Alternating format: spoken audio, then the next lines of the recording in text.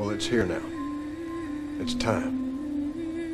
If any of you have any doubt in your mind, I don't want you to walk through that door over there. You shouldn't have any doubt in your mind about what you're supposed to do tonight and about how you're supposed to do it.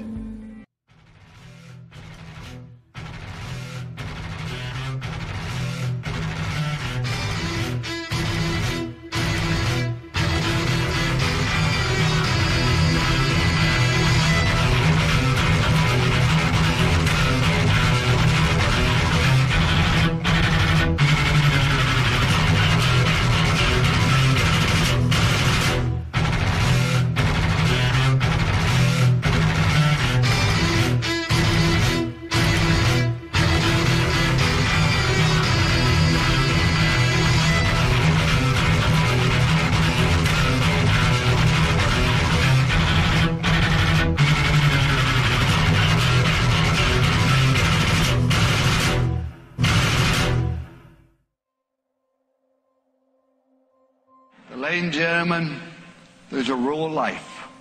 You're either growing or you're dying. The tree's either growing or it's dying. So's a person, so's a business. And you get comfortable. There we are on top, and you say, let's keep it here. Let's not take any risks. Let's not jeopardize. Let's maintain it. And anytime you try to maintain any phase of your life, you're dying. Because when you try to maintain, you never have any reason to celebrate. You never come up with any unique ideas. And when I left Notre Dame, I thought I was tired of coaching. I wasn't. I was tired of maintaining. Met anyone that you felt was as competitive as you are? No. I just feel that my competitive drive is far greater than anyone else that I've met. I think that I thrive on that. I think that's my biggest motivation in life, is to compete, find different competitions in certain things in life and try to overcome that, be it positive or negative. But I have yet to meet someone who is as competitive as me. Let me tell you something you already know. The world ain't all sunshine and rainbows. It's a very mean and nasty place, and I don't care how tough you are, it will beat you to your knees and keep you there permanently if you let it. You, me, or nobody is gonna hit as hard as life. But it ain't about how hard you hit. It's about how hard you can get hit and keep moving forward. How much you can take and keep moving forward. That's how winning is done.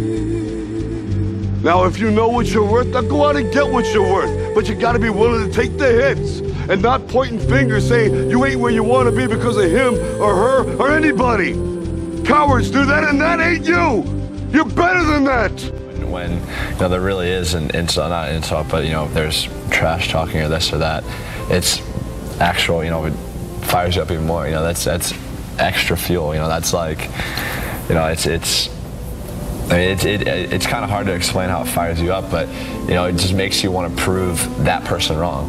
It's like as soon as Bob highlighted the Thorpe article and said, it can't be done.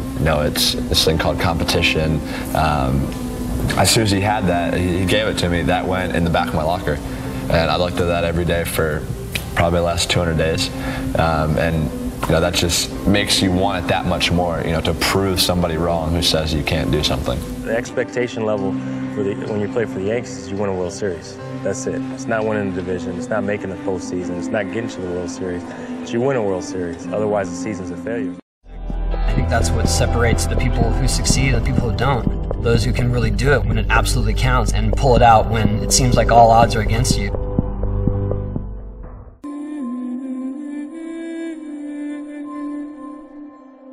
One AA ball, you get cut by the Packers. What's keeping the dream alive at this point?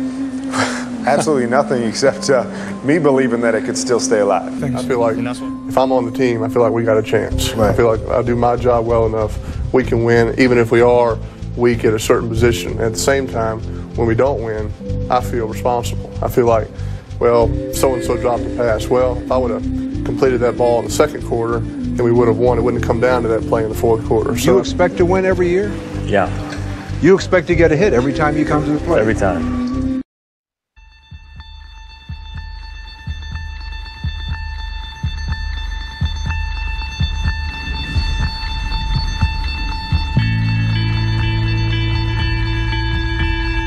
Here's the thing that makes life so interesting.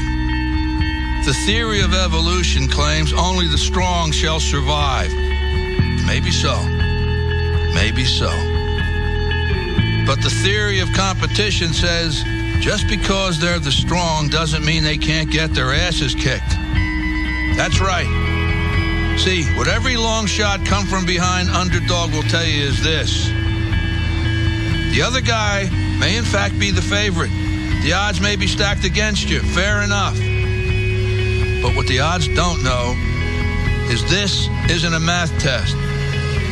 This is a completely different kind of test.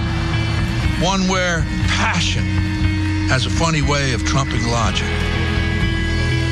So before you step up to the starting line, before the whistle blows and the clock starts ticking, just remember, out here, the results don't always add up. No matter what the stats may say, and the experts may think, and the commentators may have predicted, when the race is on, all bets are off. Don't be surprised if somebody decides to flip the script and take a pass on yelling uncle. And then suddenly, as the old saying goes, we got ourselves a game.